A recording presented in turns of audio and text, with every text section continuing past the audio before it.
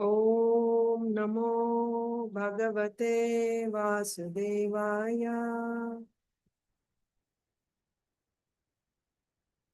Om Namo Bhagavate Vasudevaya. Om Namo Bhagavate Vasudevaya.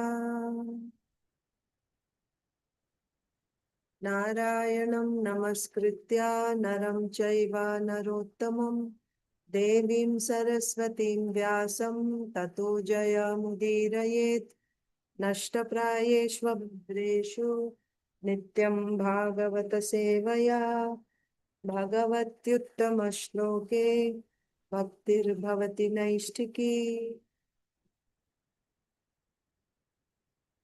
Om Ajnanatirmirandhasya Jnananjana Salakaya Chakshurunmilitam Yena Tasmai Sri Gurave Namaha. Sri Chaitanya Manobhishtam Sthapitam Yena Bhutale Swayam Rupaha Kadamahyam Dadati Swapadantikam. Namo Vishnu Padaya Krishna Preshtaya Bhutale Srimate Bhakti Vedanta Swaminiti Namine. Namaste Saraswate Deve Gauravani Pracharine Nirvishesha Shunyavadi Paschatya Deshatarine. Jai Sri Krishna Chaitanya Prabhu Nityananda Sri Advaita Gadadhara Srivasadi Gaura Bhakta Vrinda. Hare Krishna Krishna Krishna Hare Hare Hare Rama Rama Rama Hare Hare. ग्रंथराज Shrimad Bhagavatam की जय, श्रीमद् भगवद गीता की जय, श्रील प्रभुपाद की जय, समवेत गौर भक्त वृंद की जय. Hare Krishna, dear devotees, I welcome you to today's Srimad Bhagavatam for all session. Today is May 4th, 2026. We are reading from Srimad Bhagavatam, Canto 10, Chapter 8. Lord Krishna shows the universal form within his mouth to Mother Yaśodā. The context that we have been reading recently is Parikshit Maharaj asked Sukadev Goswami what sadhana did Nanda Mahārāja do, and also what sadhana did Yaśodā Mai do to be so fortunate as to have this type of parental love for Krishna, which is not disturbed even a little bit in spite of seeing the Aishwarya or opulence of the Supreme Lord. So here the context is Yaśodā Mai saw all the universes inside the mouth of Krishna or inside the belly of Krishna. But in spite of that, she didn't think of Krishna as anything except her child. She prayed to Lord Narayan, but she never thought that her son Krishna is the Supreme Lord. That's the point. So what did they do? That was the question. And their love is so great that they got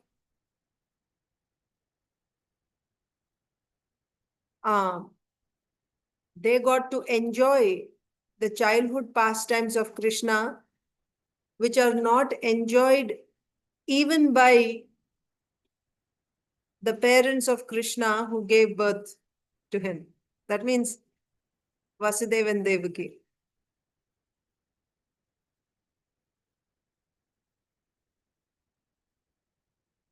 So, and childhood pastimes of Krishna are so wonderful that even the greatest learned personalities of the universe, like Lord Brahma, like Vyasadeva, like Narad Muni, they have been singing of these pastimes of the Lord from the beginning of creation and even to this day.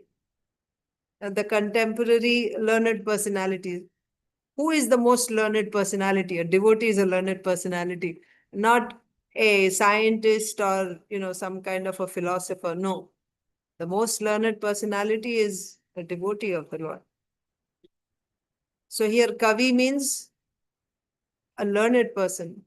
Even contemporary learned personalities are always singing of these childhood pastimes because they are so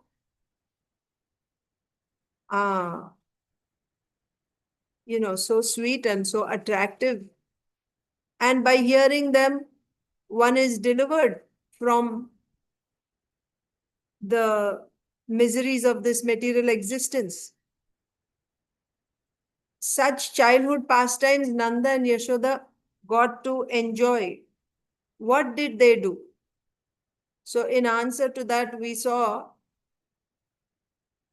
Sukadeva Goswami began to explain about the past life of Nanda Mahārāja and Yasoda Mai. Of course, we already discussed that Nanda Mahārāja and Yasoda Mai are not conditioned souls like us. They don't belong to this material world. It's not that because of their karma they're taking birth. It's not like that. They're actually eternal associates of Krishna. They're eternally the parents of Krishna in the spiritual world. However, they take birth in this material world to participate in the Lord's LILA. When he comes to perform LILA, they come before him. So that was discussed already. So first they come as DRONA and DHARA. And then DRONA and DHARA will come to the earth as Nanda and Yasoda. That's how Nanda Mahārāja and Yasoda Mai from the spiritual world are coming to the earth. So how did that happen? So Sukadeva Goswami begins to explain like this, that once upon a time, the best of the Vasus named DRONA, along his wife Dharā, was prepared to carry out the order of Lord Brahmā, because Lord Brahmā is the Prajapati, right? The first Prajapati of this universe. And when he creates somebody, he expects, he becomes very pleased. Let me put it this way. When he becomes very pleased when somebody wants to carry out his order, because he has a task at his hand. He needs people who will help him in his function.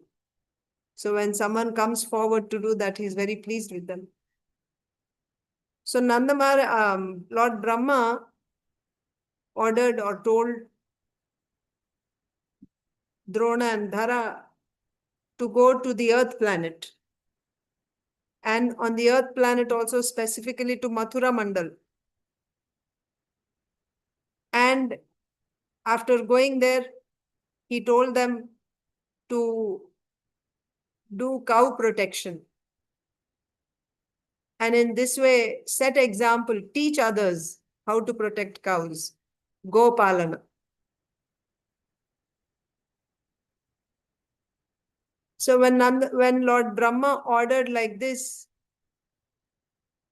they were ready to carry out his order. And at that time, they made a prayer to Brahmaji. What was that? When we appear as husband and wife on the earth in Mathura Mandal as to do Gopalana as you ordered. So one explanation is, please bless us that we may have supreme bhakti for the Lord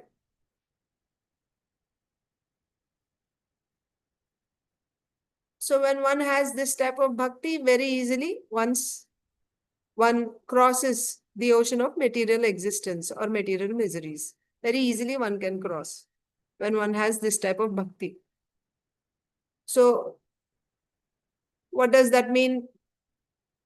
Give us bhakti, supreme bhakti means they didn't say it openly, but the desire in the heart was, let Krishna, Hari, who is Vishveshvara. Vishveshvara means he is the supreme lord of all lords. And Hari means one who steals one's heart. That means he's so enchanting that he steals one's heart. Who is that? The supreme lord of all lords and is most enchanting. That's Krishna.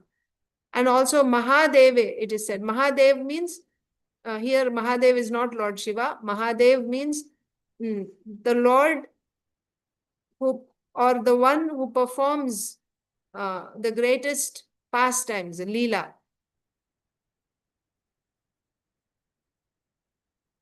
So their desire was, let us have bhakti for him, means may we have the desire in the heart, although they didn't say it. The desire was, may we have him as our son, and may we have love for him as a parent. Vatsalya prema, the supreme Vatsalya prema.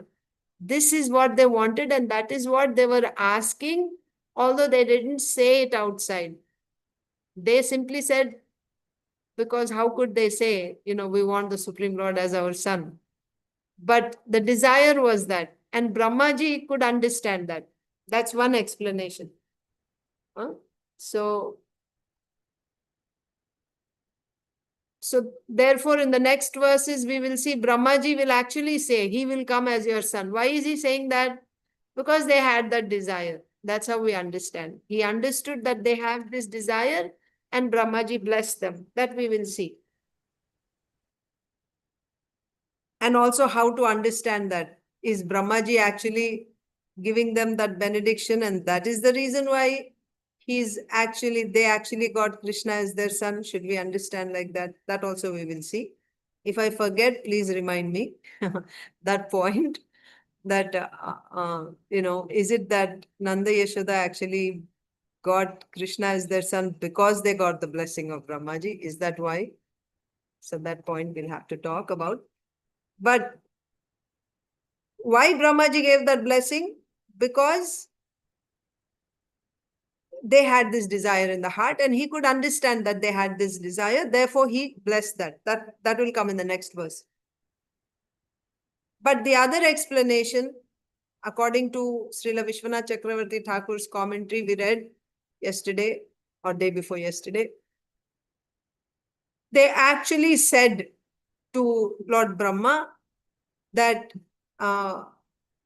we will go there, we will take birth on earth as husband and wife, and the Supreme Lord, Hari, the most enchanting Supreme Lord of all Lords, Vishveshvara, he will appear as our son.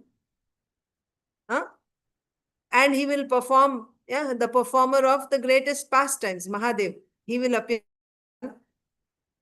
And he will propagate bhakti, supreme bhakti, by following that bhakti, so that by following that bhakti, all the people in this world can very easily cross the ocean of material existence or material miseries. Very easily. That which is so difficult to cross, this ocean of material existence, very easily one can cross by following the bhakti which is given by the Lord. So we will take birth on the earth, and the Lord will also appear as our son, and he will spread this bhakti. And by following this bhakti, people will very easily cross the ocean of material existence. So that is as per Srila Vishwanath Chakravarti Thakur, and also Srila Prabhupada's purport also, taking from Srila Vishwanath Chakravarti Thakur. But there are some more points that Srila Vishwanath Chakravarti Thakur said here. So Yes. Another thing is, bhakti here, parama bhakti means vatsalya prema. That means Drona and Dhara are saying that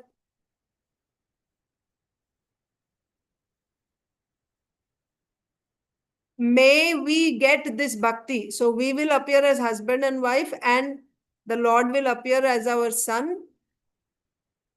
And when he come, or may, right? Maybe they're asking Brahmaji also, like when we go there, please bless us that the Supreme Lord will appear as our son. Supreme Lord means Vishveshwara. He is the Lord of even the Vishwa. So who is the Vishwa? You can say the Supreme Lord, Garbhodakshaya Vishnu or Lord Narayan. So he is the Lord of even Lord Narayan. Who is that? Krishna. Okay. So Krishna, he may become our son, and may we get this Parama Bhakti. So here, what should you understand as Parama Bhakti? If we want the Supreme Lord as our son, then what would be Bhakti for them?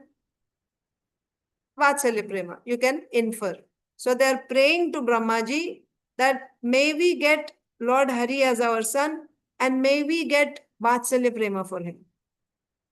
Okay? That's also there. And continuation of that,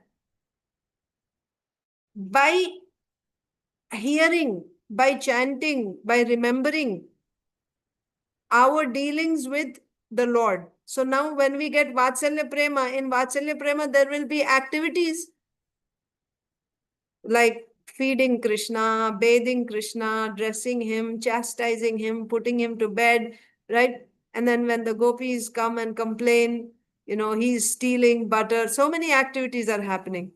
So the activities done by Nanda and Yaśodā, or Drona and Dharā, when they come as Nanda Mahārāja and Yaśoda Mai, when the people of this world hear those pastimes, what will be the effect on them? So after this, in future, whoever hears, glorifies the services rendered by Nanda Mahārāja and Yaśoda Mai to Krishna, simply by that hearing and glorifying, very easily they will attain the most difficult liberation from this material existence. Simply by hearing these pastimes, one can very easily get liberation. Okay? Srila Vishwanath Chakravarti Thakur's commentary. Quickly, one more time, I'm saying. Nanda Mahārāja or Drona and Dhara are praying. When Brahmaji said, you go to Mathura Mandal as as husband and wife, you appear in Mathura Mandal and do Gopalana. They were ready to do that. They were prepared. And at that time, they submitted to Brahmaji that when we go there as husband and wife, and when we do this Gopalana, may Lord Krishna, so that is also explained why Lord Krishna, because Vishveshwara is said, Mahadev is said, Hari is said. So Hari means most enchanting. Vishveshwara means he is Lord of even Lord Narayan. Mahadev means the performer of wonderful childhood pastimes here. Pastimes, but what type of pastimes? Because they want him as their son, so childhood pastimes, Balya Lila. May we get him as our son, and may we get Parama Bhakti for him, that means Vatsalya Prema, and anyone who hears of our services to him in future also, not just at that time. Anyone who hears of this, they will be able to get the liberation which is most difficult to attain. This is Srila Vishwanath Chakravarti Thakur's commentary. Okay? And then what we discussed from Srila Prabhupada's purport the other day, if you remember. So, same. So they want, when they appear as, so of course, Srila Prabhupada said it's not that, anybody can become Nanda Mahārāja and Yaśoda Mai. They are eternally father and mother. Not that by doing sadhana, someone will become, it's not like that. And how?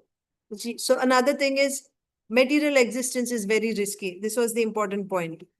Material life in this material world is very risky. But foolish people don't understand this. How to get out of this material life, this risky material life? You have to have Shraddha. You have to somehow or other connect with the Supreme Lord. Through bhakti, you have to connect with the Supreme Lord. Otherwise, you know, you will be stuck in this cycle of birth and death. Yes? And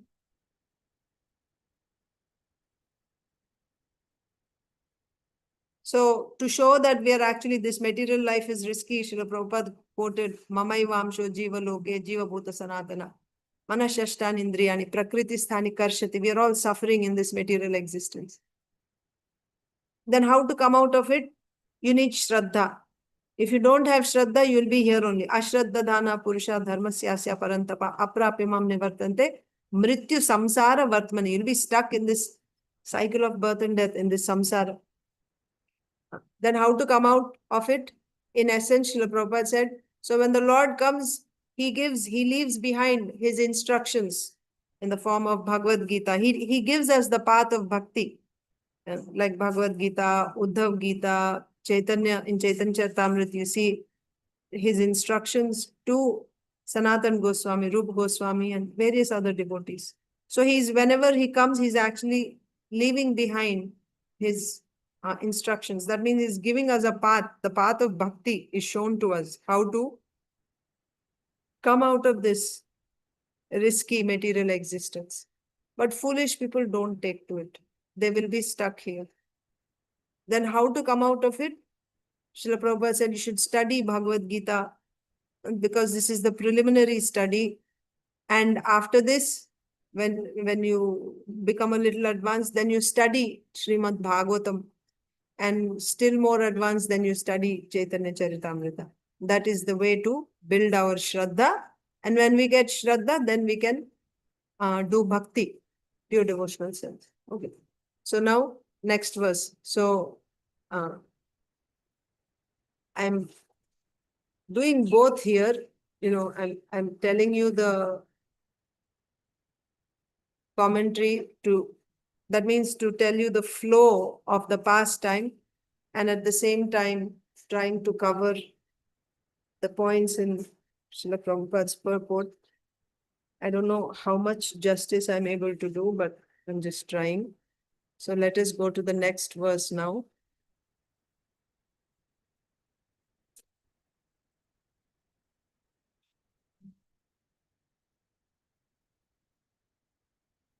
So now we'll read text 50.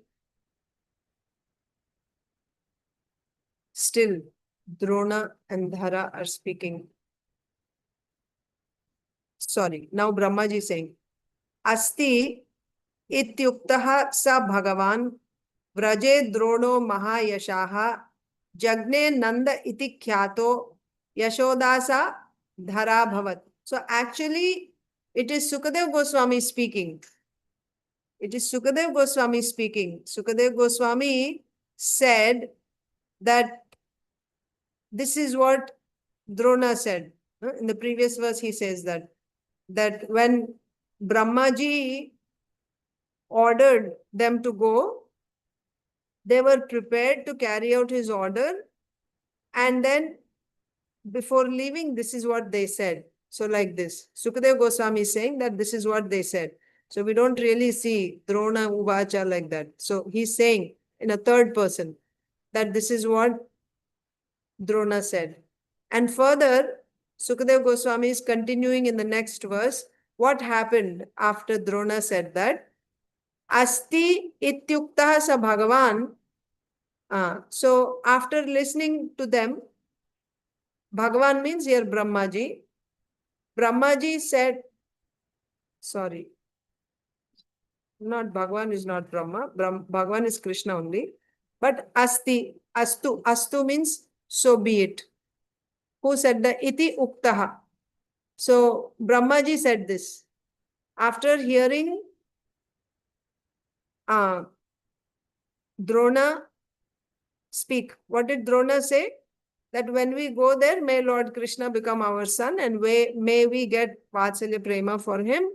And anyone who hears of our services to him, they may all become liberated. Like that. After hearing this, Brahmaji said, Astu. Tathastu, right? Let it be so.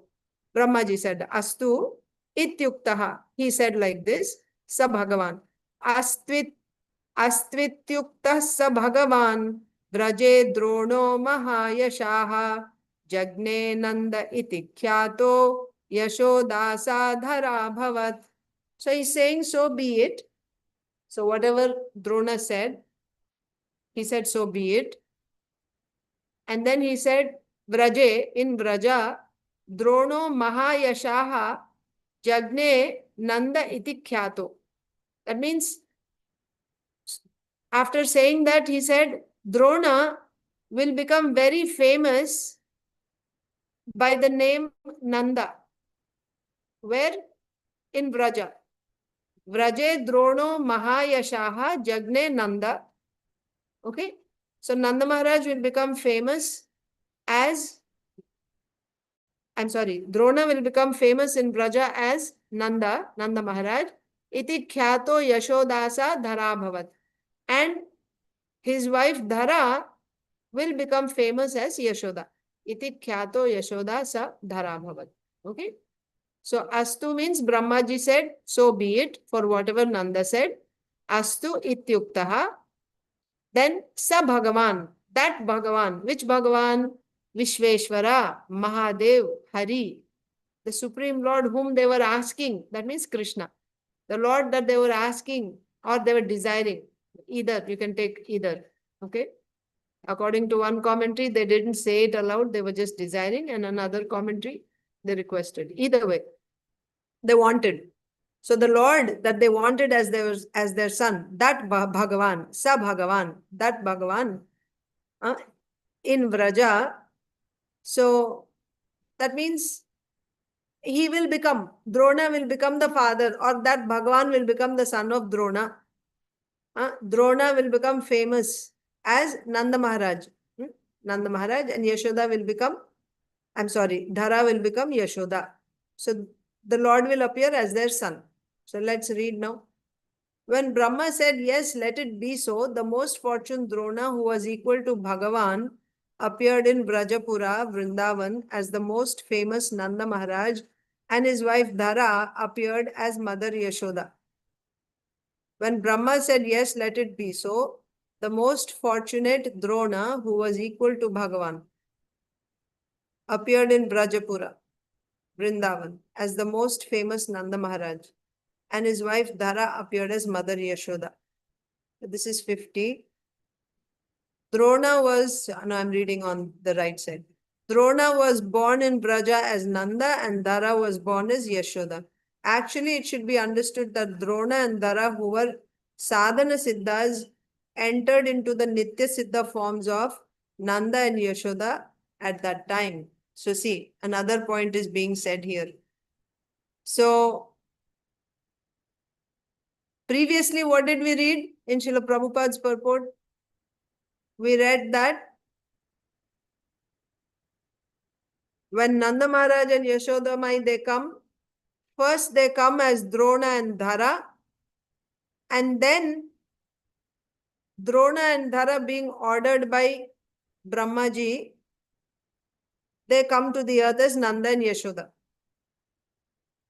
So it's not like some person called Vasu called Droṇa now becomes Nanda. Actually, Nanda Mahārāja only has come as Droṇa, and then now he comes as Nanda Mahārāja on the order of Lord Brahma. Like that. That's one explanation as explained in the purport by Srila Prabhupada. But the other explanation given by Srila Vishwanath Chakravarti Thakur here is So when I say it is explained by Srila Prabhupada, means Srila Prabhupada also takes from some Acharya's commentary. Okay. So here Srila Vishwanath Chakravarti Thakur is saying that Drona and Dharā were devotees. So they are not eternal associates from the spiritual world, like demigods. But they were not just demigods, they were actually sadhana siddha devotees. They performed sadhana bhakti and they got perfection in sadhana bhakti. And they had this desire to serve as Krishna's parents.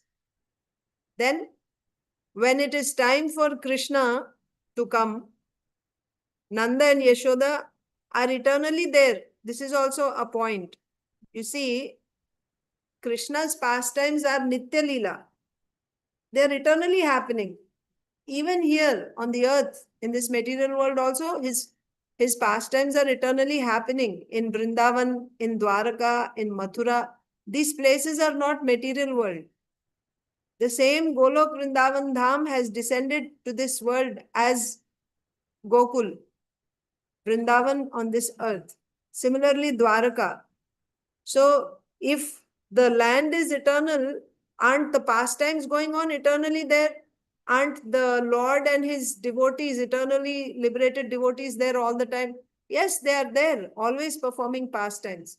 The only difference is when we are, when it is prakata and aprakata lila.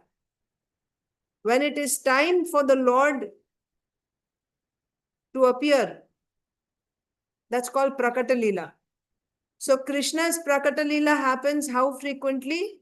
Once in a day of Brahma. Once in 1000 Dwapar Yugas. Krishna will come only once, not in every Dwapar Yuga. Krishna means Krishna from Goloka.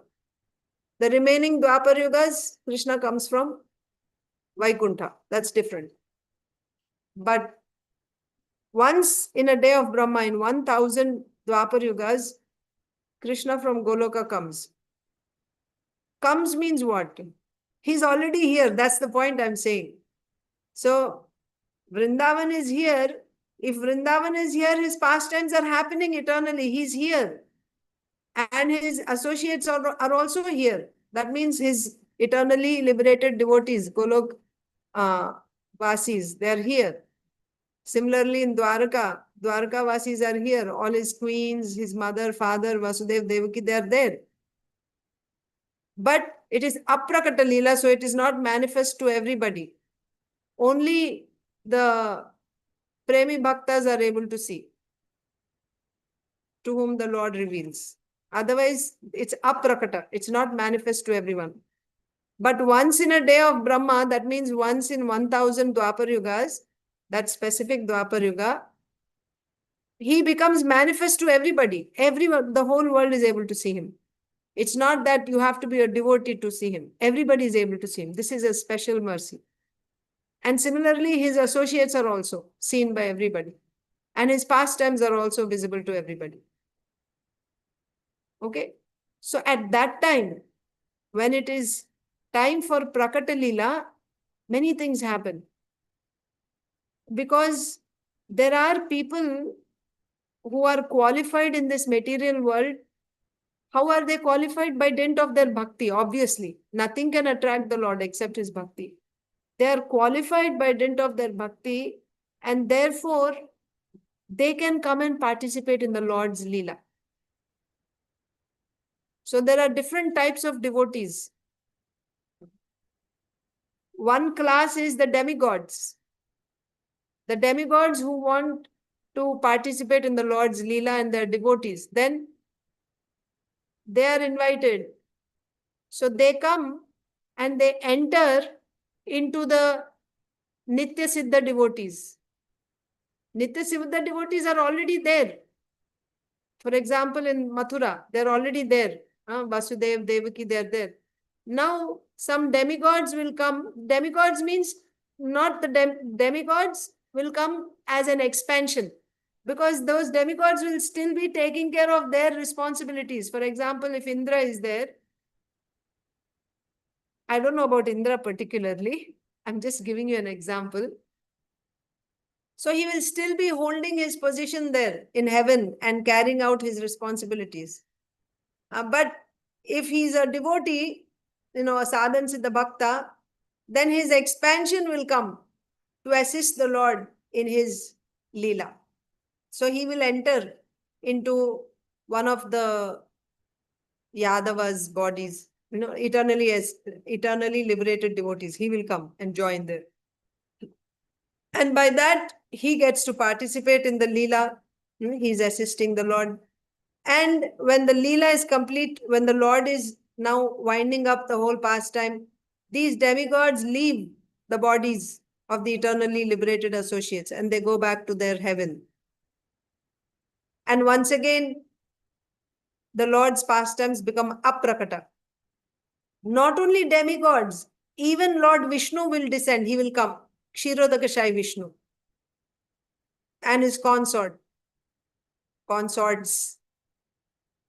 Not just Kshirodakashai Vishnu, all the other avatars also.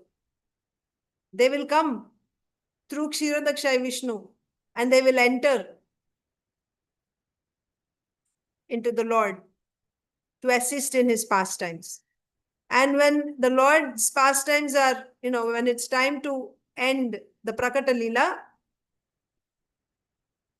even Lord Vishnu, Kshirodakashai Vishnu leaves and goes back. So that is what we see.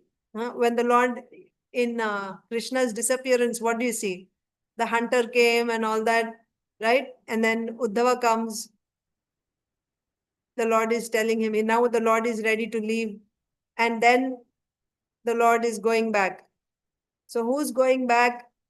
Kshirodakashai Vishnu will go back to Vaikuntha. And the Lord becomes aprakata. He's there in Dwaraka. His pastimes are going on. All his associates are also there. Eternally liberated devotees are there. The pastimes are going on. But it is not manifest. And to our eyes here, especially when the Lord wants to bewilder those who will become bewildered, he will just show that he left here. And to some others, it even appears. It appears that, he actually died by the shooting of the hunter's arrow. He just died there, like that.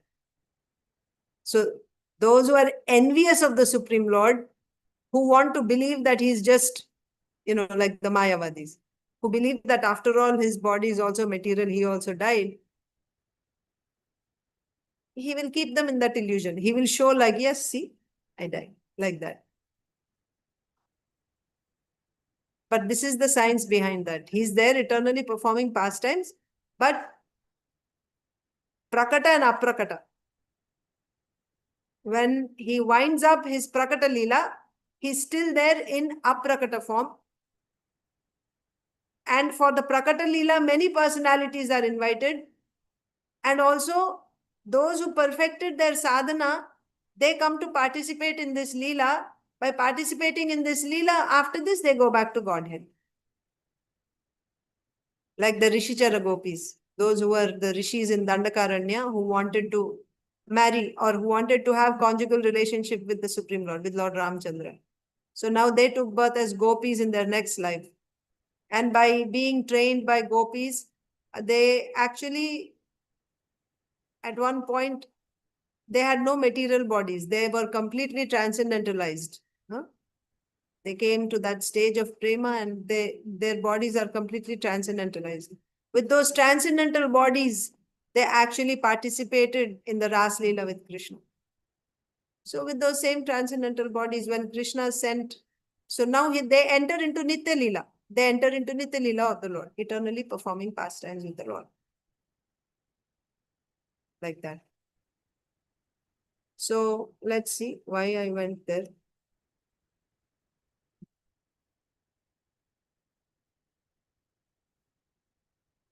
Not sharing the screen. Okay.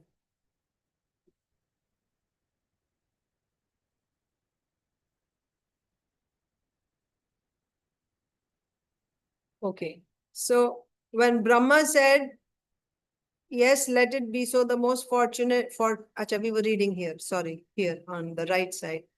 Drona was born in Vraja as Nanda and Dhara was born as Yaśodā. Actually, it should be understood that Drona and Dharā, who were sadhana siddhas, entered into the nitya siddha forms of Nanda and Yaśodā at that time. So that's why I gave that explanation. Drona and Dharā were nitya siddha devotees who entered into, they're sadhana siddha devotees who entered into the nitya siddha forms of Nanda and Yaśodā at that time. That means Nanda Yaśodā were already there. That's the point, na? Nanda Yaśodā were already there in Vraja, but in aprakata form. When Brahmaji sent Drona and Dharā, you go to Vraja, they came down, they entered the bodies of Nanda Yaśodā, and now Nanda Yaśodā manifest and they perform pastimes like that. So I gave you two explanations here. Okay, please note that.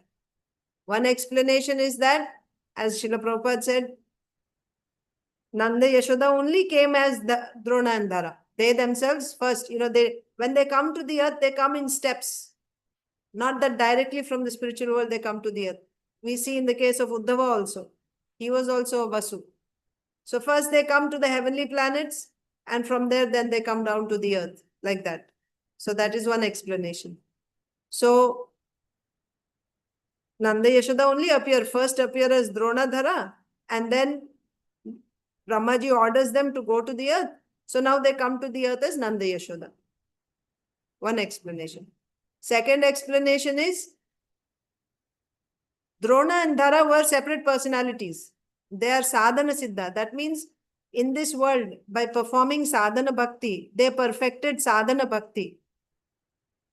And now they are awaiting, right? They want to serve the Lord in a relationship. What relationship? As parents, they want to serve the Lord. So then they get this.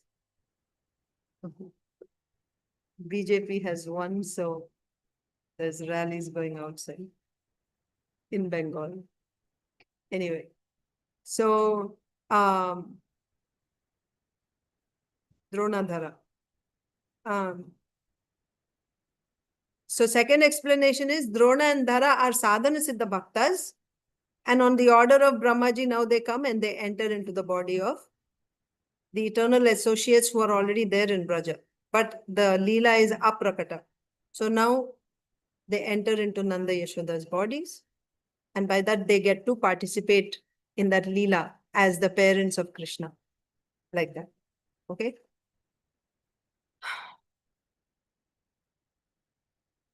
One more thing, I'll just say that before we read the purport, so that we won't lose track. Again, I'll have to say the whole thing again, so I'll just explain it here. One thing, I think Maharaj quotes from Srila Sanatana Goswami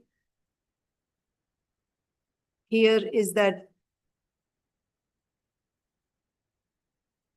when you say that Drona and Dharā on the order of Brahmaji, so what was the question again? First question was, what did they do to get this good fortune? Nanda Yaśodā, what did they do? What type of sadhana did they do to get this type of good fortune?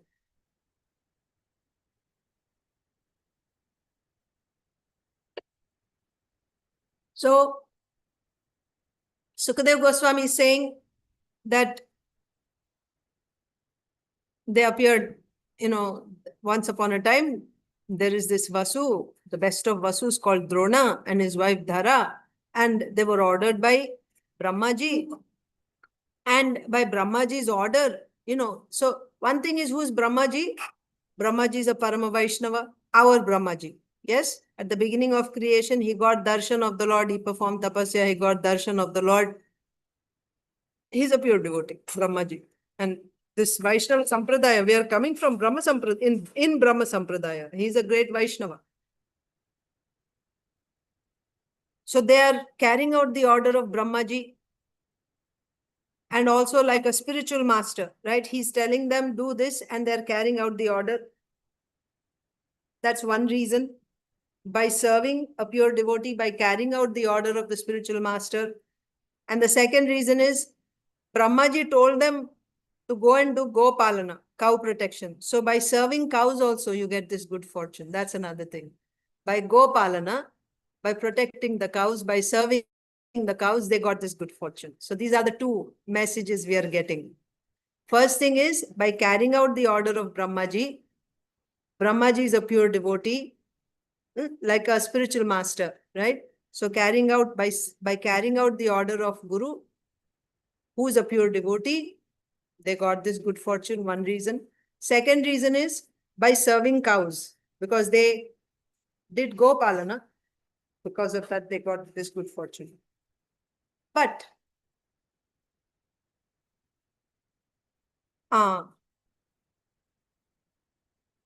Nanda Mahārāja and Yaśoda Mai are eternal associates. It's not that they got this position because of this blessing from Brahmaji or because of something else. They served cows, therefore they became. Is it like that? No, because this is Nitya Lila. Nitya Lila means there is no beginning for this. There is no cause that you did something and therefore you got. No. In the spiritual world, everything is eternal. So eternally, they are the parents of Krishna. It's not that because of doing something, never mind, even as great, that is for us, for you and me, for all of us in this world. Yes, you serve the cows, you serve the spiritual master who is a pure devotee, then you'll get perfection in bhakti. Yes, for us. But can you apply this to Nanda Mahārāja and Yaśoda Mai? No, you cannot apply it to Nanda Mahārāja and Yaśoda Mai. But still it is being said how to understand. So in this context, one example is given, and I believe it's given by Srila Sanatana Goswami, quoted by His Holiness Radha Govind Maharaj, that there is a king and he has a son, a prince. But he had some dosha. You know, sometimes you have dosha, some past life or whatever, because of which he has to, like Shani or something, some dosha. To overcome that, he has to leave the kingdom and go to the forest and do some vrata, some tapasya for some time. Go away from the kingdom for 1 year or whatever, or for a few years. He had to leave. But actually, who is he? He's the king's son. He's a prince. Huh? Something like, not exactly, but just to give you an idea, like how Arjun left for 1 year because of entering into the room of Yudhishthir Maharaj when he was with Draupadi. So that was the condition that they made, that when Draupadi is with one of the 5 Pandavas, the remaining 4, nobody should go. If they go there, then the punishment is they themselves made this rule. Amongst themselves, they made this rule. Then they have to leave for 1 year. They have to leave the kingdom and go for, like on pilgrimage for purification, like that. They have to leave the kingdom. So Arjun happened to do that. So he left, isn't it? For 1 year, he was gone. Like that, I'm saying, here also there's a king and he has a son. Some dosha he has, because of which he has to leave the kingdom. He has to go. And he's in the forest now. So we don't know for how long he has to be, but he had to go. Now, while in the forest, he's living in the forest doing tapasya, he meets some sadhus. And he prays to the sadhus that, please bless me so that I may become the king. And the sadhus give a benediction. Yes, I bless you. You will become the king. The fact is, now somebody may say, this prince was able to become the king because he got the blessing of this sadhu. Isn't it? Because he was blessed by this sadhu, therefore he was able to come back to the kingdom. Therefore he got the kingdom. He became a king because of the sadhu's benediction. But the fact is, he is already the prince. He is the heir to the kingdom. Temporarily, for some time, he was gone there. He became the king because he is the king's son. Naturally, he is the heir to the throne. That's why he became the king. However, in between, he got the blessing also of the sadhu. Similarly, Nanda Mahārāja and Yaśoda Mai, they are eternally the parents of Krishna. Now they appear as DRONA and DHARA, and then they pray to Brahmaji, and Brahmaji says, okay, you will become the father and mother of Krishna. And now they become. So now the reason for Nanda Mahārāja and Yaśoda Mai is becoming Krishna's parents is Brahmaji's blessing, because they got Brahmaji's blessing, and they got Brahmaji's blessing because they carried out Brahmaji's order. That is why they were able to become the parents of Krishna. You are able to connect with the example given? It's not like that. They're eternally the parents of Krishna. Thank you. That helps me. Others also, you're able to Yes, follow? Mataji. Thank you. Mataji. Ah. So, the same Nanda and Yaśoda, they appear as a Drona and Dhara.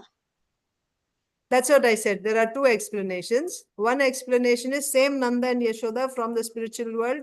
They come down in steps. First, they come to the higher planets. So they come as Vasu, Drona and Dhara.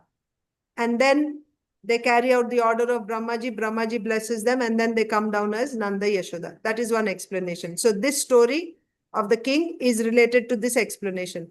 This whole explanation is coming from His Holiness Radha Govind Maharaj, apparently from Srila Sanatana Goswami's commentary.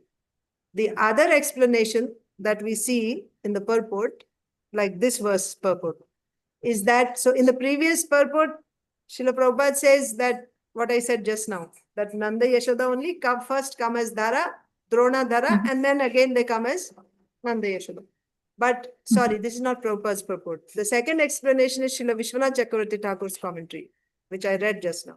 According to that, Nanda, Drona and Dhara are separate personalities. They are sadhana siddha bhaktas. Sadhana siddha bhaktas. They enter into Nanda and Yaśoda's bodies. Just like when Krishna comes, he invites all the demigods to take birth in the Yadu dynasty. Remember when all the demigods go to the ocean, milk ocean, at the banks of the shore of the milk ocean, and then they are offering Purusha Sukta prayers. And at that time, the Lord is ordering them. They get, through Brahmaji, they hear that the Lord is saying that you should all go and take birth. Prepare the ground for the Lord to come. So all of you go and take birth in the Yadu dynasty and other families. So what is happening there is, the members are already there. Yadu dynasty members are eternal associates of the Lord. They are there. So these demigods will go and enter into the bodies of those Yadu dynasty members. But until now, they were in aprakata. That pastime is going on, but they are in it's aprakata lila. They are not manifest. When the demigods go and enter, now it appears like they have taken birth, and now because now the lila is becoming prakata lila. Now everybody is able to see. So this is the second explanation, the way the demigods are entering into the bodies of the Yadu dynasty members. In the same way, Drona and Dhara also, like some celestial beings, they are entering into Nanda and Yaśoda's bodies. This is second explanation. But the story that I told you about the king and his son Prince, that is applicable to the first one, that Nanda Yaśoda only came as Drona Dhara, and again Drona Dhara are coming down as Nanda Yaśoda. Clear? Yes, Mataji, got it. Yes, Mataji, thank you. Mataji, I have one more question regarding Aprakata Lila and the Prakata Lila. So what happens in Aprakata Lila, Mataji? Aprakata Lila means it's not manifest to the world, to all of us. To the conditioned souls, it's not manifest. Okay, but it's still going on. It's going on. Because the dham is eternal. When you say Dwarka is there, that means Dwarkadish is there and all his family members are there and the pastimes are going on eternally there. But we are not able to see. Similarly in Vraja, Nanda Mahārāja is there, Yaśoda Mai is there. The pastimes are going on, only we are not able to see. So when we are not able to see, it is Aprakata Lila. When does it become Prakata Lila? Once in a day of Brahmaji, 28th Dwapar Yuga of the 7th Manvantara, in one day of Brahmaji. That's when it becomes Prakata. And Mataji, this Aprakata Leela is going on this Bhauma Vrindavan, this Bhauma Yes, because in the spiritual world it is eternally happening. It's prakata all the time. Here only it is prakata and aprakata. Okay, got it. Thank you very much, Hare Mataji. Krishna. Swati Mataji. Hare Krishna Mataji, Dandot Pranam. Mataji, you told that according to Vikshwana Chakravarti Thakur commentary, this sadhana siddha bhaktas enter into the nitya siddha bhaktas. Yes. Is it right, Mataji? Right. Mm-hmm. Okay. Then they will only become as after entering to the bodies of Nitya Siddhas, they will become perfect. Do you mean to say that? And then they will go to back to Bhagavān. They will either go back generally, because if they're coming, they're entered. So here in this case, they're vasus. So they can go back to their particular planets. Vasus or demigods, when they come and they enter into Nitya Siddha devotees, when the Lila is over, they will go back to their particular planets. So when their term here, when the universe is wound up or when their term is finished, then they can go back to Godhead. Like now they are entering here to participate in the Lila by entering into Nitya Siddha devotees. So what happens is when the Lord is winding up, the demigod, Devata gopis, right? They will be sent back. The Devata portion in the gopi, the Devata portions, they will be sent back to their particular planets to continue. Or, you know, if their bodies are completely transcendentalized and now they are, they'll go back to Godhead. That can also happen. But the way we see is those who come to assist in the Lila, the demigods, they will come here, participate in the Lila. When the Lila is over, they go back to their respective planets to continue there. And then, you know, so here it is said sadhana siddha bhakta. So they're already siddhas here. So in that case, they don't have to go back. You know, I don't know. Maybe, you know, sometimes even after you're perfected, you can stay here, right? So they can either stay or they can go either way. Okay, Swati Mataji. Yes, Mataji. Yeah. Because they're already siddhas now. So if there is more service in this world that the Lord wants them to do, they can stay. Or they can go back also from here directly. That's what I understand. Okay. So now I'll read the purport. I feel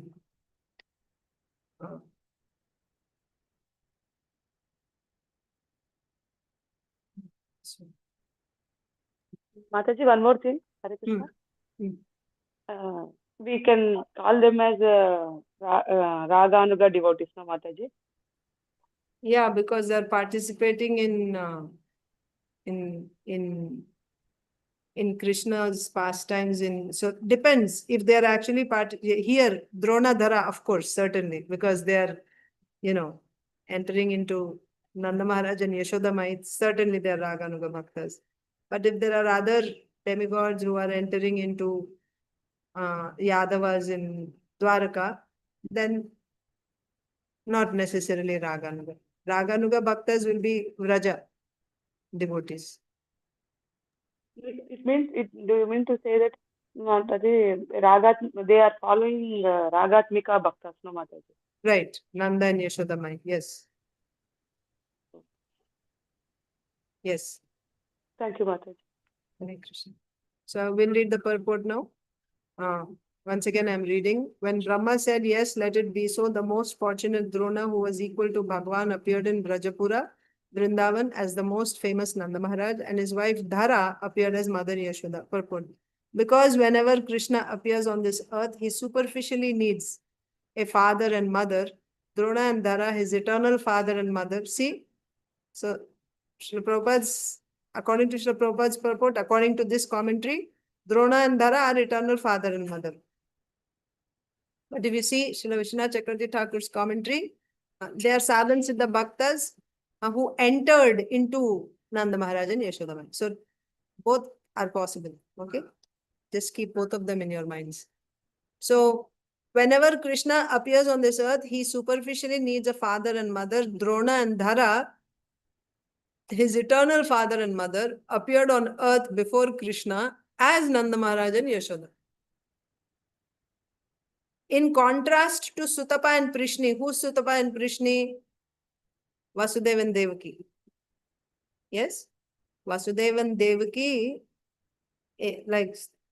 so originally Sutapa and PRSNI wanted to have a child like the Supreme Lord, as good as the Supreme Lord. So the Lord said, there's nobody as good as me, so I'll only come.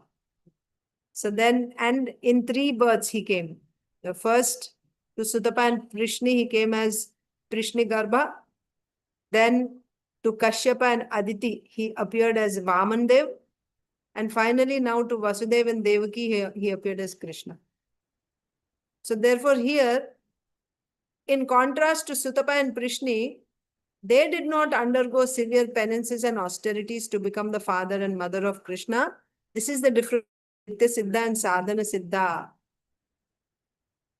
So Sutapa and PRSNI are Sadhana Siddha, but it's also possible that Sutapa, PRSNI, like Drona and Dharā.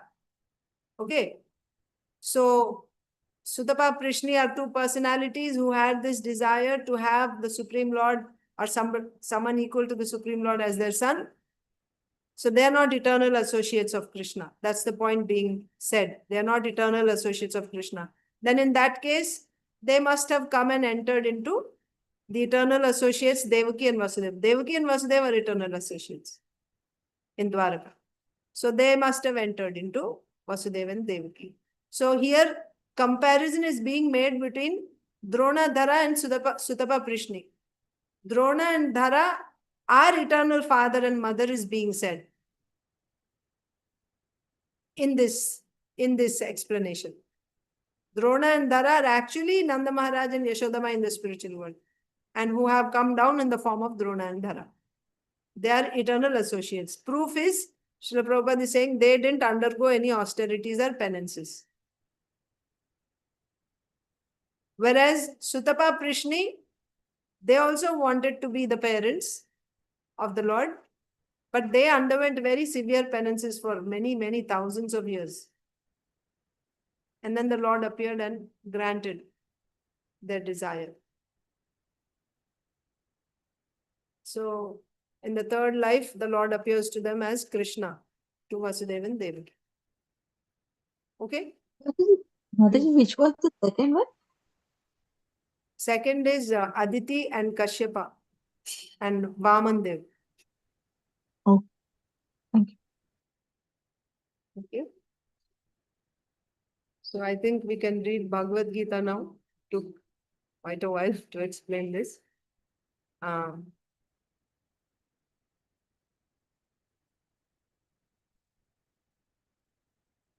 Yeah, because if I start explaining the next one, it will take some time. So we'll keep the next one for tomorrow.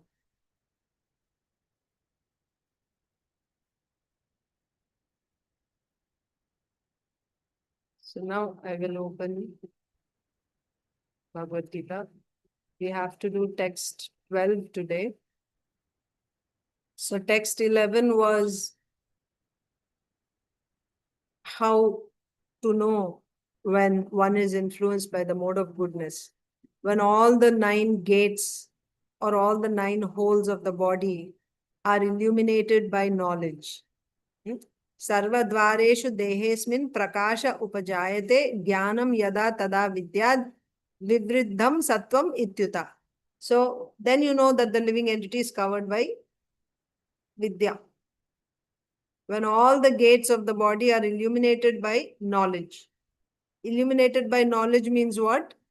That means that particular, so when you say gates, they are corresponding to those senses. There are 10 senses in the body, 5 knowledge acquiring senses and 5 working senses.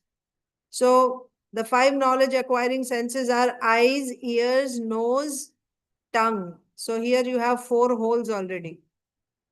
Actually more than 4, because you have 2 eyes, 2 ears, 2 nostrils, and 1 mouth. So 7 holes.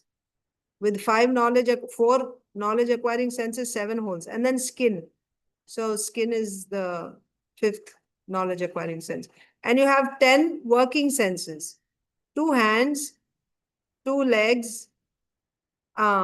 Again, you have a tongue, right? So hands, legs, tongue. So 2 you don't count. For working senses, you say 5 working senses. Hands, legs, tongue. Tongue not for tasting here. Tongue for... So these are working. So what work does tongue do? It talks, vibrates, right? Makes sound, talks, chants. So tongue as a working sense. Tongue is both knowledge acquiring sense and working sense. That's why it is counted twice.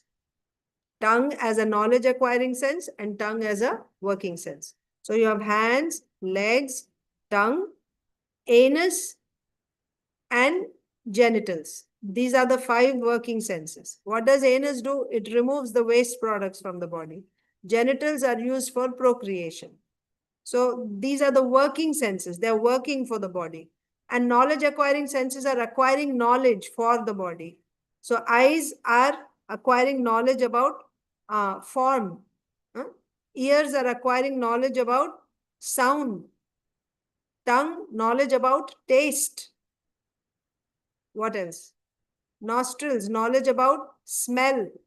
Skin is knowledge about touch. So these, when you say these 10 senses, there are holes corresponding to some of the senses, not all of them. So there are 9 holes. So 2 working senses, anus and genitals, there are holes. And even the tongue, you can say, for the working sense. 3 working senses. And 4 knowledge acquiring senses, right? So totally you have 9 holes. You understand that. 2 eyes, 2 nostrils, 2 ears, then 1 mouth, 1 genital, and 1 anus. Total 9. 9 holes. So these 9 holes are known as the 9 gates of the body. When these 9 gates are illuminated by knowledge, then the person is said to be under the influence of the mode of goodness. So what do you mean by these holes being illuminated by knowledge? That means when the corresponding senses are grasping objects which are in the mode of goodness, right? That means with my eyes, I'm only grasping objects that are in the mode of goodness. I'm not grasping sense objects which are in passion, right? You can understand that. You're not watching movies which are passionate, or you're not watching games which are passionate. For example, I'm saying, like that. For example. Or you're not trying to watch news about celebrities and this. All this is passion. Similarly, ears, same. What are you hearing about? So the objects which you're grasping with your senses, if those objects are in the mode of goodness, so with your eyes, you are seeing, nice greenery, fields, cows, all this is mode of goodness. Like that. So if your eyes are grasping that, so it's a whole mechanism for the senses to see. When the senses are coming in contact, everything is connected. Your mind, your intelligence, your chittam, your ahankara, all are interconnected. It's a whole mechanism.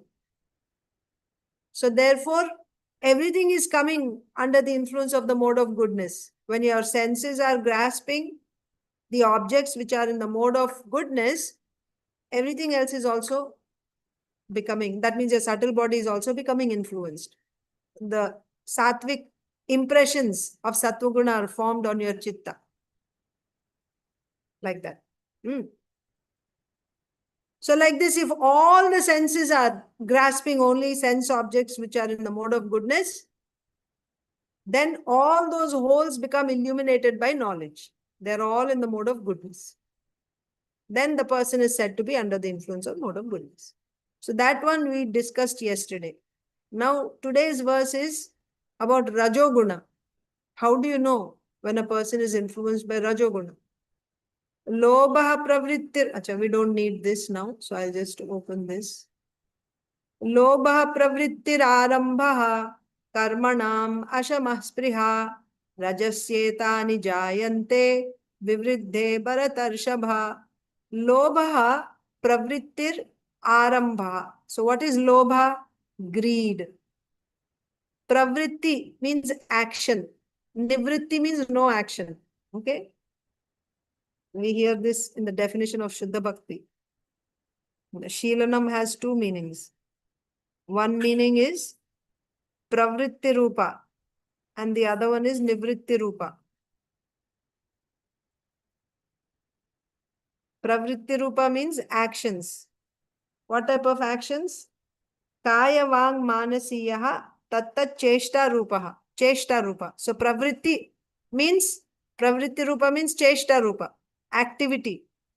Pravritti means activity. That's my point. And when you say nivritti means no activity, no action. That means it can be mood like that, but not action. And actions can be done by body, mind, or speech. All are actions. With mind also you do actions. They are actions. Memorizing, remembering, thinking, planning. All these are actions done with the mind. Not non-action. Non-action would be mood. Mood is like happiness, gratitude, mood of not committing any offenses, distress, depression. These are all moods. Mood is non-action. Anyway, so lobhaḥ pravṛttir ārambhaḥ. So there is action and there is greed and karmanam ashamah spriha. Oh, you're so attached to work, right? You have so much zeal to work. These are the symptoms of one whose gates, whose holes are all influenced by the mode of Rajoguna. Rajasyetani jayante vivriddhe bharatarṣabha.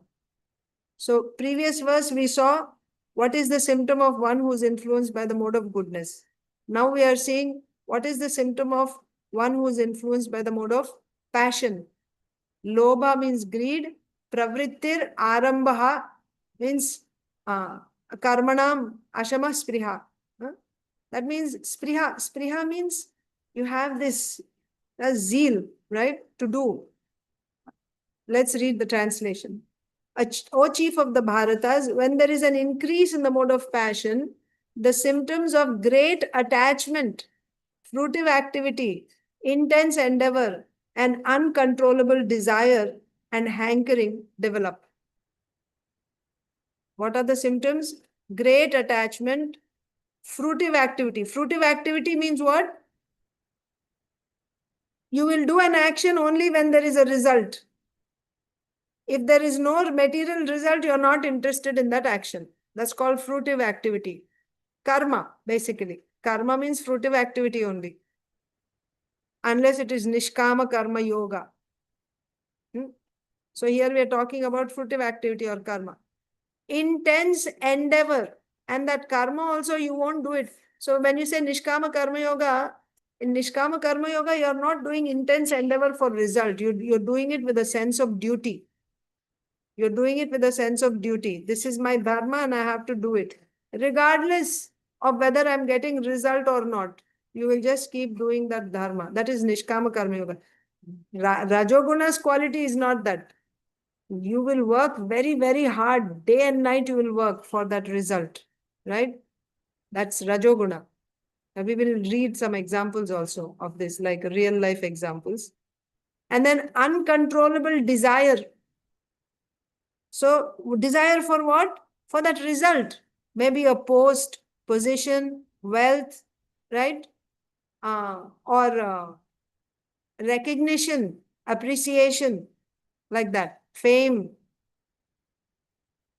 There's an uncontrollable desire for that result. And hankering, right? I need it, I want it. That means even though it is impossible, you set goals which are not possible. And then you keep endeavoring for those to meet those goals like anything. This is a sign of Rajoguna. Okay? So I'll read the purport. One in the mode of passion is never satisfied with the position he has already acquired. See? There is no satisfaction. Satisfaction is a sign of the mode of goodness. In the mode of passion, there is no question of satisfaction. Even after you meet your goal, you will make another goal. There's no question of now peacefully, now I've met my goal and now it's never going to happen. Normally it is seen in today's world. My teacher says 99.99% everybody's in this Rajoguna only.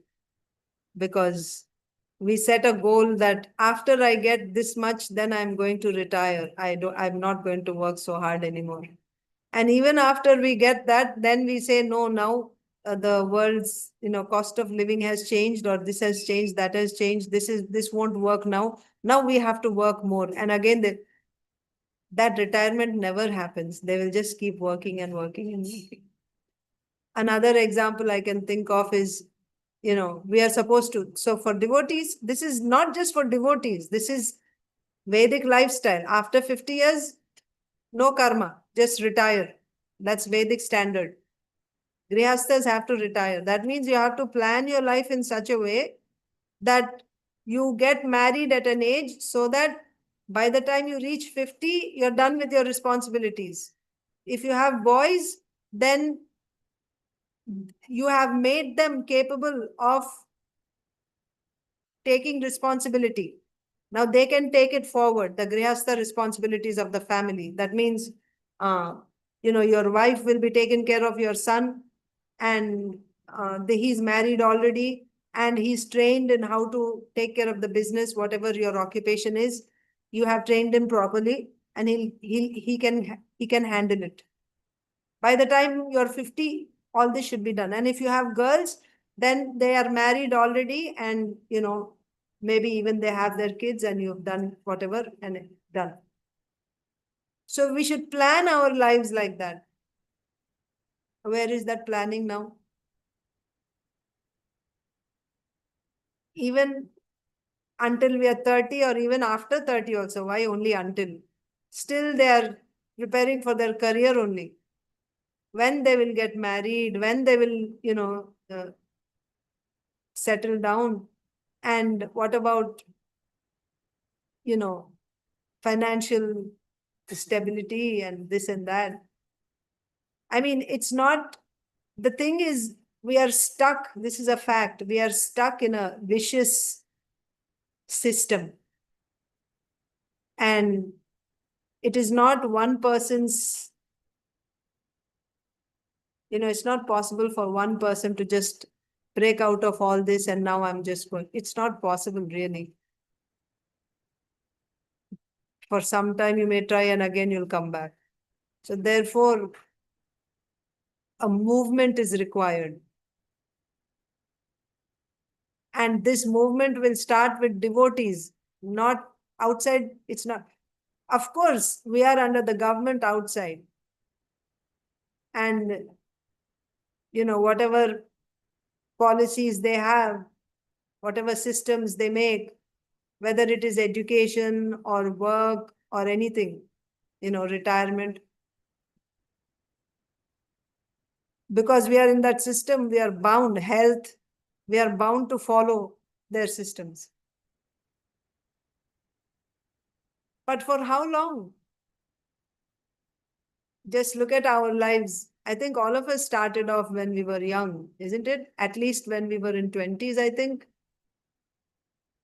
But I think we are all heading towards 50 or crossed 50. except some. Some of you are still young.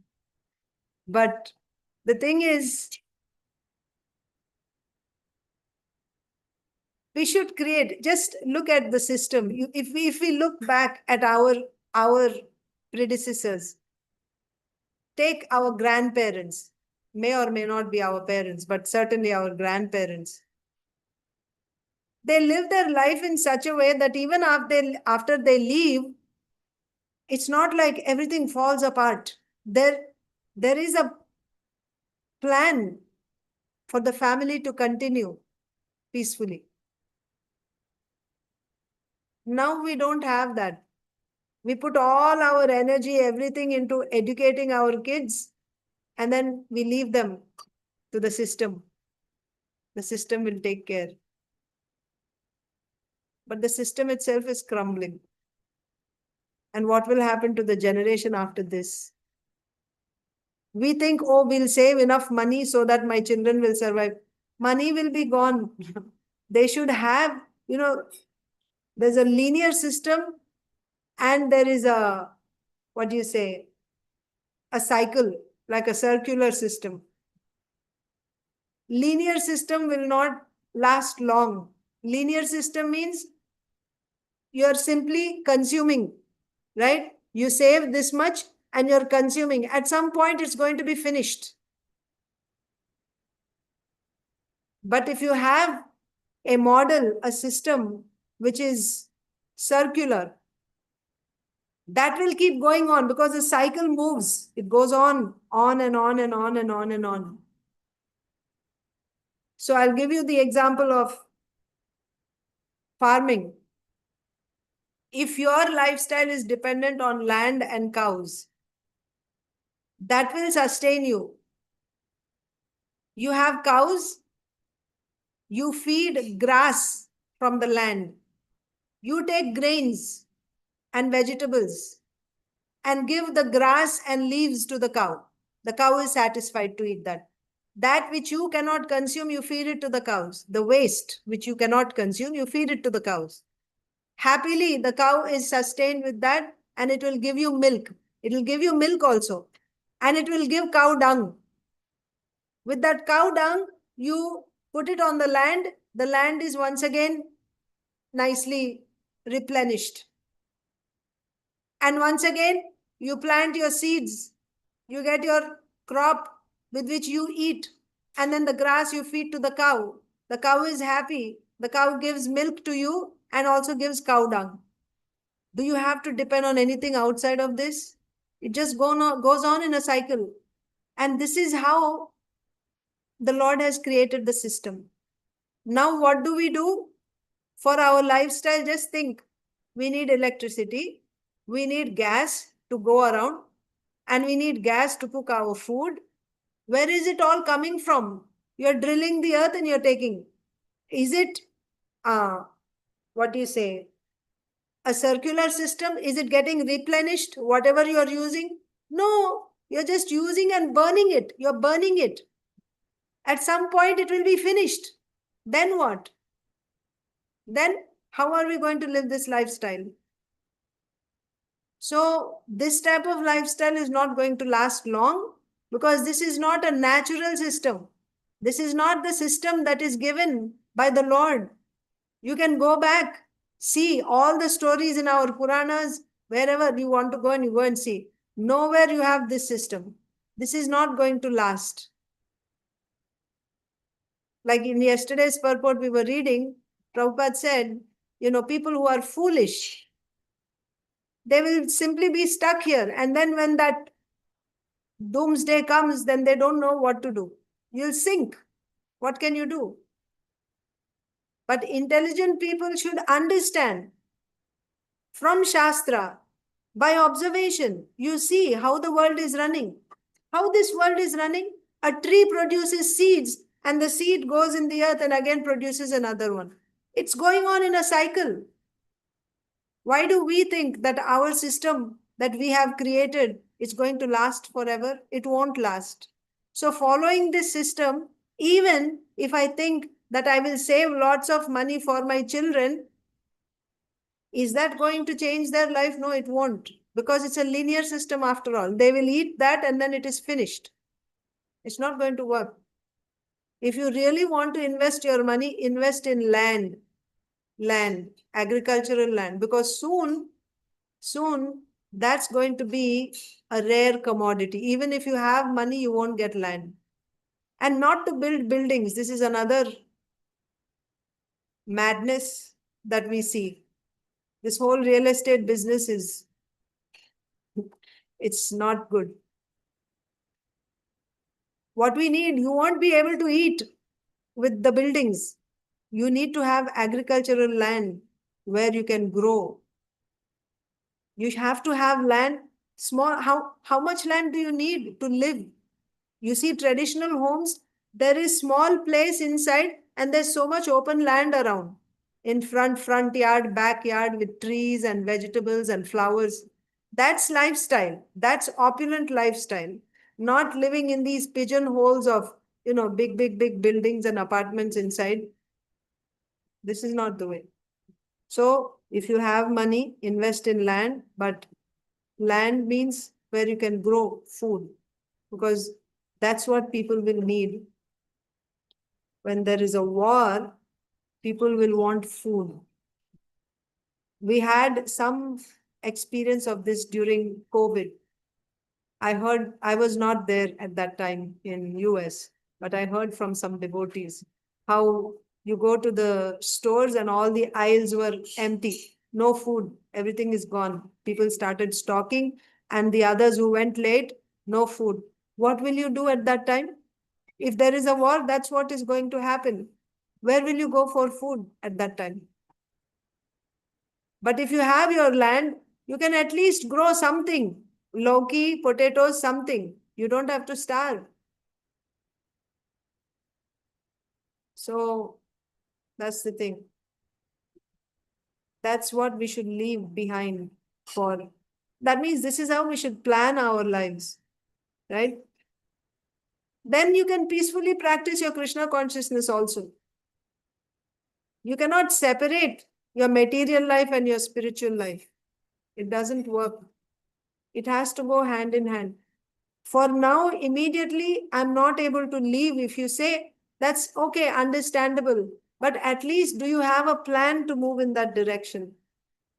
Again, I have to say this, unfortunately, we are all ladies, women in this group, and we understand and we think about it, but ultimately the step has to be taken by the men. But at least we can be educated and we can educate others, our children, and as much as possible, our husbands. But this is a fact.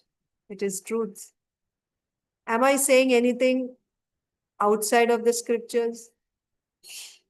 That's what I'm seeing in Srila Prabhupada's purports. When I read, that's what I see.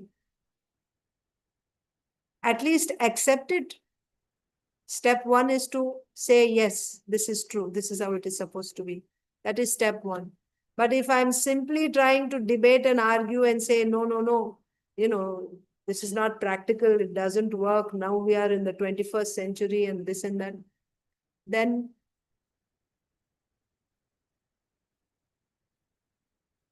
who will face the consequence, right? When it comes, when the situation comes, we'll have to face it.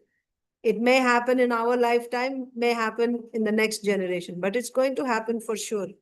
And this is not just the devotees. You can even go and look. This was at least 25 to 26 years ago. I saw, when I was in New Vṛndāvana, I saw they had this DVD that was made about drilling the earth. So this is like people outside, like American people outside, not devotees at all. They were talking about what is going to happen 50 years down the line. Because these resources are going to be finished. These are not renewable resources. We are simply taking and spending and spending and spending. This electricity, we did not have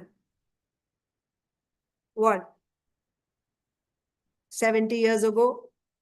Even when Srila Prabhupada was there, it's not that there was electricity everywhere. We remember, we see some videos of Prabhupada in Vṛndāvana. He would have one light bulb, and that also is not there all the time. There's power cuts. There was no electricity. Are we able to survive if there's no electricity? That's why there was no life there where it is so cold all the time. No life means human civilization. Artificially, now we are doing all those things, but for how long will it go on? And if we want, so my point is, devotees have to take this step because we have this knowledge from scriptures. We'll have to take this step. And how to do this? We have to come together, form a community of devotees, live together on land according to that lifestyle. It does not matter. You don't have to move to India. Wherever you live, devotees come together, form communities, and live a life which is not dependent on the system outside. For our food, for our education, for our health, medicine, for our protection, also protection. We don't have to run to the police for our protection. We should have our own kshat. That's why simply having a farm is not sufficient where you grow your foods and you have. We see time and again, even recently we saw. Whenever devotees start something like this, a farm community living simple, some envious community from outside will come and attack and burn the deities and kill the devotees. It's happening. It's happening time and again. Why? Because we don't have our kshatriyas to protect us.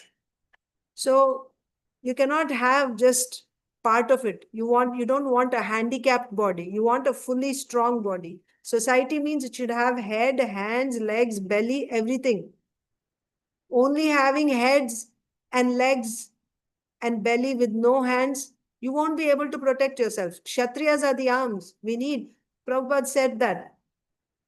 Kshatriyas. I remember remember means not that I was there, but I heard that in New Vrindavan, I heard there was actually training going on because people were attacking. It happens all the time.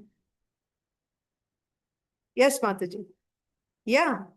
And actually, even in US, when once in a while the electricity goes out, it did when I was there recently. Amazingly, during those times, when it is gone for one full day, you see that everyone just comes together because now you don't have any other distractions. All of a sudden, life becomes so simple. We just sit down and we are doing kirtan, playing instruments and we are kirtan and we are talking together and simple cooking because there's no electricity, and we just sit and read and talk just like in villages because you don't have anything else to do. When the electricity is on, then the internet is on, then everybody is like so active. They have this thing to do, that thing to do. Everyone is scattered here and there.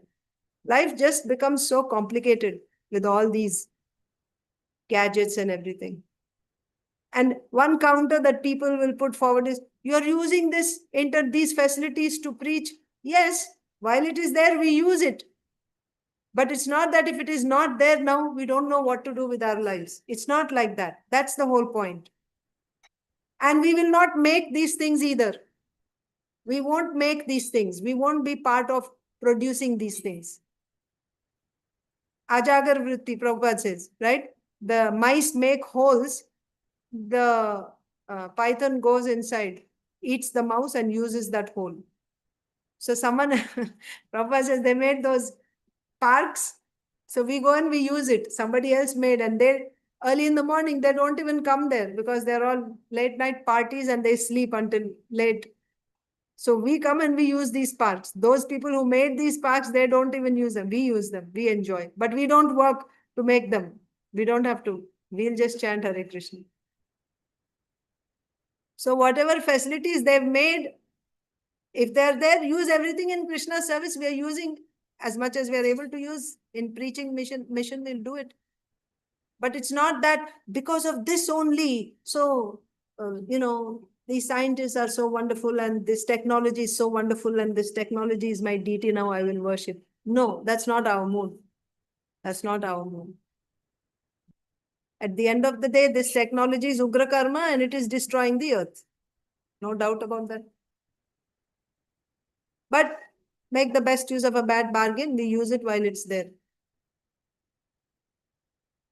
That's why we should cultivate our practices, daily practices in such a way where dependence on this should be reduced as much as possible. Don't be so dependent on that. When I say I'm depending on Krishna, how are you showing that you're depending on Krishna? You're chanting all the time. You're remembering Krishna all the time. You're hearing Krishna's glories all the time. Then you can say, yes, I'm depending on Krishna all the time. Simply with lips, I say, yes, I'm depending. Everything is coming from Krishna. I'm just, all this is from Krishna. But what is the consciousness?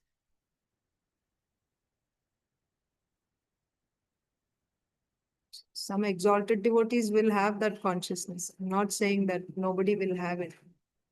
But in general, if you see, are all the devotees who are using all these,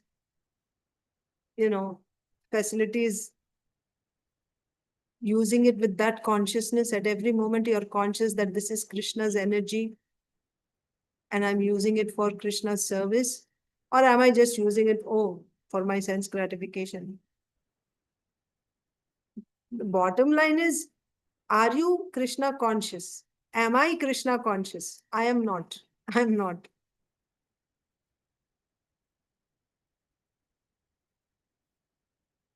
So, mode of goodness, that's the point. When you're in the mode of goodness reminds you, because mode of goodness means what? Trees, fields, cows, land. These are not made by man. These are made by God. Naturally, it will remind you of God, isn't it?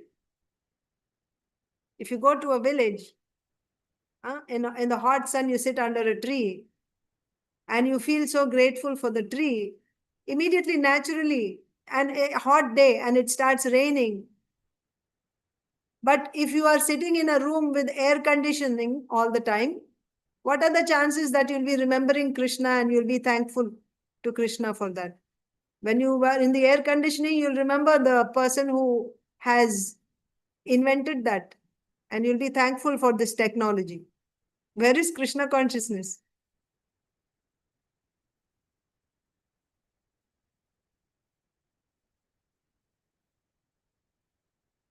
Okay, let's finish reading the purport. One in the mode of passion. So the point is, this is the mode of passion. That's why we're talking about all this. In the mode of passion is never satisfied with the position he has already acquired. He hankers to increase his position. If he wants to construct a residential house, he tries his best to have a palatial house. Isn't it? How much do we need? For one person, two people. But a person in the mode of passion wants a big palatial house, as if he would be able to reside in that house eternally. And he develops a great hankering for sense gratification. There is no end to sense gratification. Yeah, don't think that after I get this, now I will be satisfied. That's illusion. Krishna says in Bhagavad Gita, this burns like fire. This lust burns like fire. The more you feed fuel into fire, it only gets bigger. It's not that you satisfy lust by feeding it, you're going to pacify it. Now it will sit down quietly. No. It's like you put fuel in fire, it only gets bigger and bigger and bigger. So you're trying to satisfy your sense gratification. Okay, this, I will satisfy this. Now this will become pacified. No, it will ask for more and more and more. It will only get bigger and bigger and bigger. This is the science. This is what we are supposed to learn from Bhagavad Gita and apply it in real life.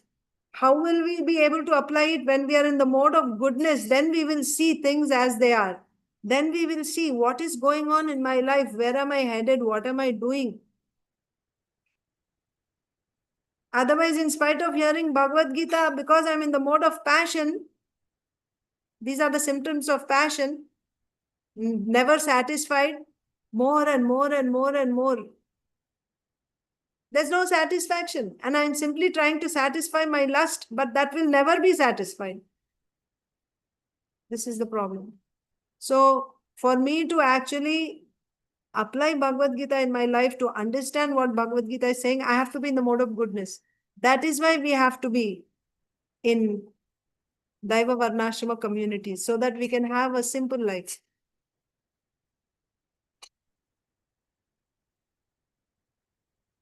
There is no end to sense gratification. He always wants to remain with his family and in his house and to continue the process of sense gratification. So there's no question of, does anyone ever have a plan, like an actual plan of, I'm going to retire from my family, I'm going to take Vanaprastha at this age?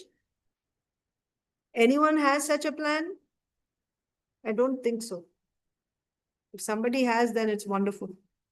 But I don't think anybody has such plans, generally. But if you see, in a Vedic society, it is natural. We even see old movies where after a certain age, the children get married and everything, and the grandchildren come, and they're not too old, by the way, by 50. Then the older members, father and mother, they go to Kashi or someplace on pilgrimage, isn't it? This is the system. You open Bhagavatam and you see every king, after 50, then they leave home and they go. Vanaprastha. That is the system. But now we are devotees, practicing for decades now. But we don't have any such plan. Why? Because we are living in an atmosphere of passion and ignorance.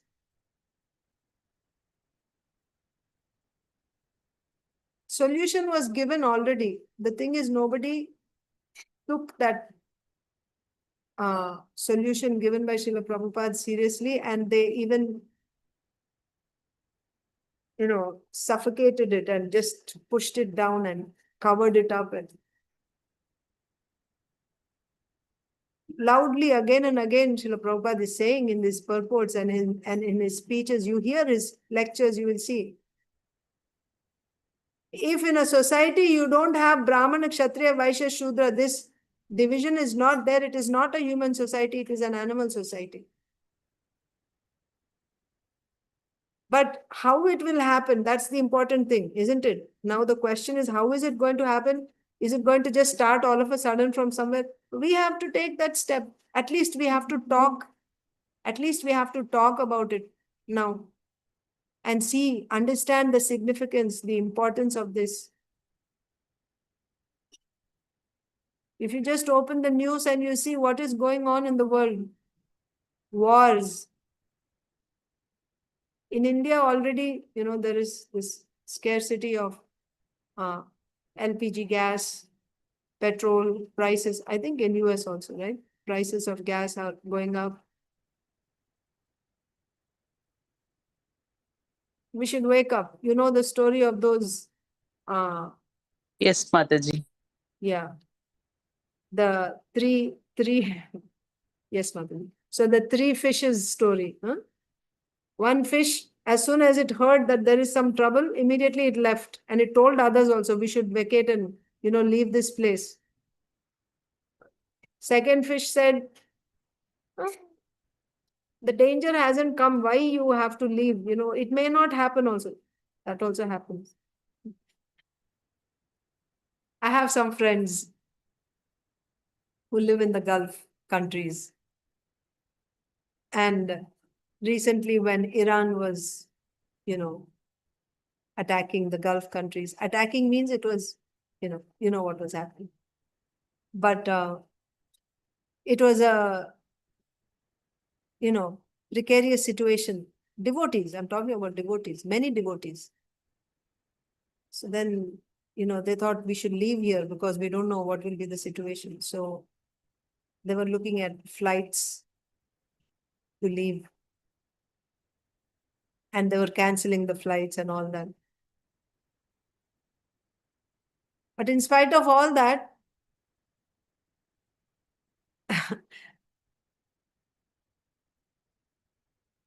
the men didn't want to leave because they felt this will pass.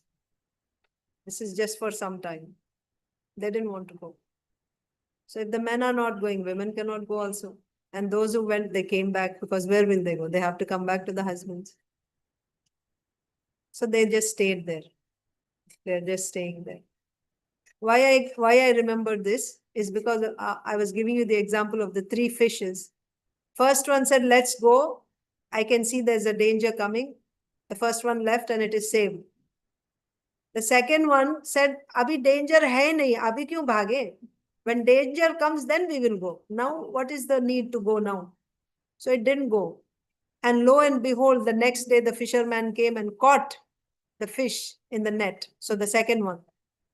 At least at that time, it had some presence of mind. It pretended like it is dead and limp. So the fisherman thought, oh, it's dead. So he didn't take it, like he just put it on the side. Yeah, like that. Sumati, Kalamati, Mandamati. So like that. So the second one, yes, Mataji. Actually, this is every home story. Not just yours. That's why I said, we are all ladies here. But it is very true. yeah. We are I all think the living in task is, I think the major task at hand is not outside, it's inside. Yes, yes. To But bring everybody to the same platform. yes, Mataji. Yeah. It's the So, biggest struggle. yeah, really. I So, sometimes I feel, oh, is it maybe karma? Krishna give us the intelligence. Give me the intelligence how to handle. Give other. I'm not saying I only know better, not like that. But there is to when we are together, everybody is equally responsible. So that's my prayer every day, Mataji. Instead of getting into, all the agitation and all that. right. Yeah, that doesn't help actually. So, I mean, at least, even having that awareness, it's good. At least we have that.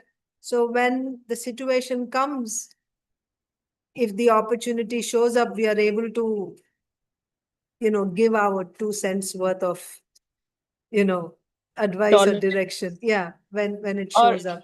or show by example, so Also, eventually that is what is working instead of just anger. No anger. No, not like that. But yeah, Otherwise, yeah. Otherwise, we'll pray. get bounced back saying, "Oh, you're listening so much. You're already practicing so much with your anger."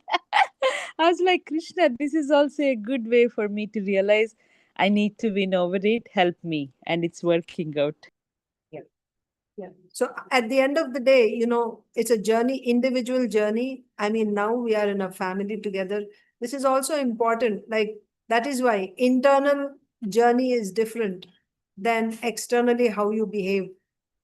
Internally, your journey is everyone has to fly his or her own airplane at the end of the day. It's your journey in Krishna consciousness. So that coming to pure devotional service necessitates Dridha Shraddha. That means full surrender to the Lord. That means Sarvopadi Vinirmuktam, coming out of all designations, right? Thinking that, oh, I am this person's wife, I'm this person's children, and this is what I'm supposed to do. Internally, you shouldn't feel that. That's the point. Faith is, It's mood, right? It's mood in you. So that conviction, you depend on Krishna, you don't depend on anything else or anyone else. And it is not just, it will just happen because you're thinking. It will come by hearing more and more and more, by mercy, by praying, right? You'll get that. By hearing, then you'll get confidence, more and more confidence in Krishna. So we should be going in that direction. Individually, each person should be depending completely on Krishna. Because today I'm in this situation. Yesterday I was not. Yesterday meaning in previous life. Even in this life, when I was a child, I was in a completely different atmosphere, surrounded by different people, different circumstances. Now I'm in different circumstances. And tomorrow I will be in different circumstances. It's not that it's going to be the same. You know, I may be a single woman, you know, with nobody around me. So many things can happen. Old people, you see old people. What am I depending on? When nobody is there, then I will depend on Krishna. When I don't have a husband, I don't have any kids, and I'm all by myself, maybe in some old age home somewhere, at that time I will depend on Krishna. And now when I have so much property and wealth and family members and everyone, now I will give all my energy to them and I won't give to Krishna. Is this fair? So that will come with faith. It's not that you won't serve them, but how much? How much of your energy is going there? Where is your heart at?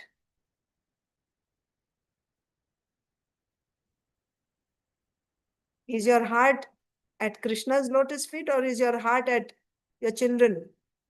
You know, more and more and more. Let me earn more and more and give my children or my husband or my in-laws or my family members. Where is your heart at? My heart also. Where is it at? So that we should, that will come by listening more and more about Krishna, the glories of Krishna, how he protects his devotees. Depend on Krishna. We will see what hypocrites we are. If we are really honest, we can see. You know, I preach so much with my lips, but if you look inside my heart, where are my attachments? Where is my attachment? That means no faith or less faith, not sufficient faith. So we have to work on faith. Externally, yes, do, but not with attachment. Your only friend is Krishna with that.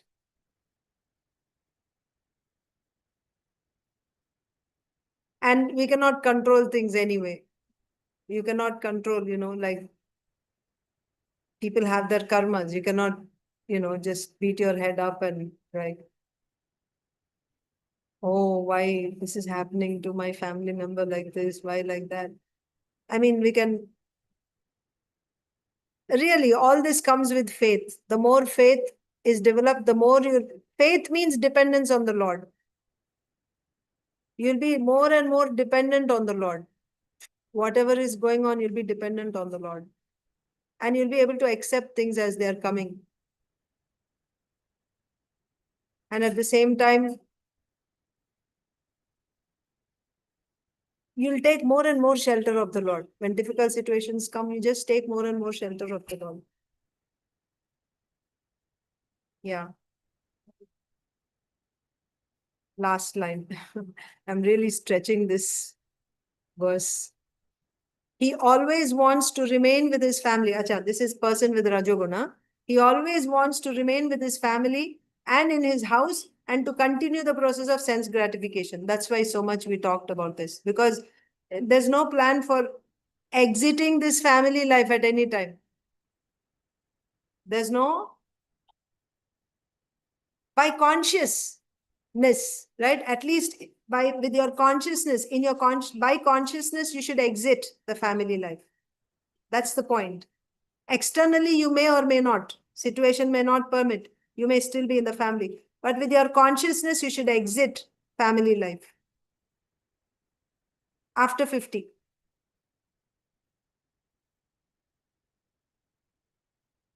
You are preparing now to leave your body, really. So before you leave your body, what should your consciousness be when you're leaving your body? Completely dependent on Krishna. Don't think it will come automatically. Krishna will help me at the time of death. He will come in front of my eyes. Yes, he will do that, provided I live my life according to his instructions.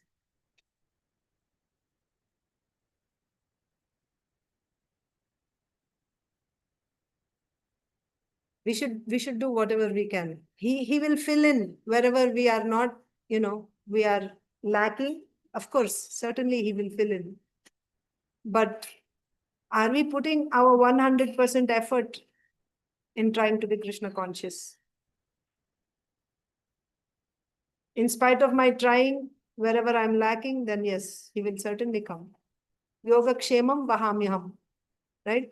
That means whatever I have, he will protect. Wherever I'm lacking, he will come and he will fill that. He's saying, provided I'm doing ananyas chintayanto ma. Am I doing that? Ananya chintana is happening at every moment, constantly. He is my master, I'm your servant. To them he is saying, yoga kshemam vahamyam. But if I'm like this, always wanting to remain with my family in my house and continue the process of sense gratification, I'll do this also, and I'm expecting that at the end of my life, Krishna will come and show himself to me, then I'm living in illusion. So people in Rajoguna, this is their quality. There is no cessation of this. That means there's no exit plan. No stopping. Continuously we'll go on like this. There is no cessation plan. When to stop this, it's not there. All these symptoms should be understood as characteristic of the mode of passion. These are characteristic of the mode of passion. And when you're in the mode of passion, even if you read Bhagavad Gita, Bhagavatam, you will not understand what is to be done. You will not understand. That's the problem. So therefore, in simple words, Srila Prabhupada said, simple living and high thinking. What is that simple living? Not motor car. What does Srila Prabhupada say? Motor car culture? Yeah, not like that. Of course, I mean, as I said, these things, we have to think about it. Then that's when we will get faith. We'll be more and more convinced. Okay. Thank you very much for your patience. We went over 30 minutes over time. Granth-raj Srimad Bhagavatam ki jai. Srimad Bhagavad Gita ki jai. Srila Prabhupada ki jai. Samaveta Gaur Bhakta ki jai. Pancha Kalpatarubhyascha Kripa Sindhu Evacha Patitanam Pavanebhyo Vaishnaveshu Namo Namo. Thank you, Mata. Thank you, Mataji. Hare Hare Krishna. Thank you, Mataji. Hare Krishna.